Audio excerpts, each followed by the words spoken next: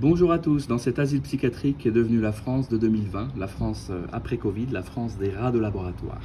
Alors, voici un cartable d'une élève de 5e qui a à peine 11 ans et qui me dit toute sa douleur et sa souffrance depuis la rentrée parce qu'elle est en permanence obligée de transporter tout ce qu'il y a là-dedans avec elle. Alors pourquoi? En plus de transporter ses classeurs, ses cahiers et ses livres pour la journée parce qu'ils n'ont plus accès à leurs casiers, les casiers sont fermés à cause du Covid, alors le Covid a aussi fermé les casiers des élèves, bon, ok.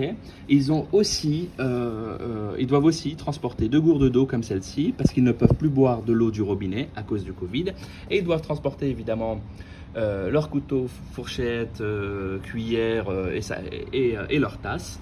Voilà. Elle a aussi 2 paquets de mouchoirs. Alors je vous montre ça. Regardez, c'est pas une blague, hein. C'est vraiment ce qu'elle m'a donné.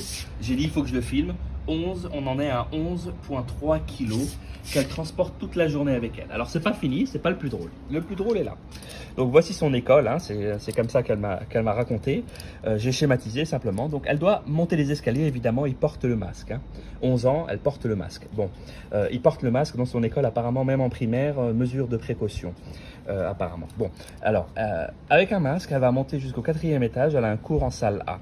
Une fois son cours terminé en salle A, elle doit se rendre en salle B, mais évidemment, elle ne va pas y aller à contresens. C'est interdit au risque de se prendre 1 heure de colle. Donc nous, on se prend 135 € d'amende, eux se prennent 1 heure de colle. Voilà. Ensuite, donc, ce qu'elle va faire, c'est qu'elle va devoir aller jusqu'au bout du bâtiment. Elle va descendre par cet escalier qui est juste là, au rez-de-chaussée.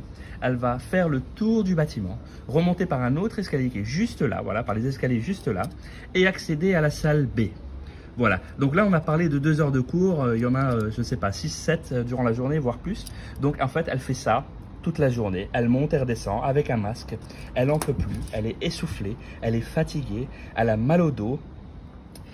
En bref, nous sommes dans un monde de fous, nous sommes dans un monde de rats de laboratoire, c'est ce que nous sommes devenus.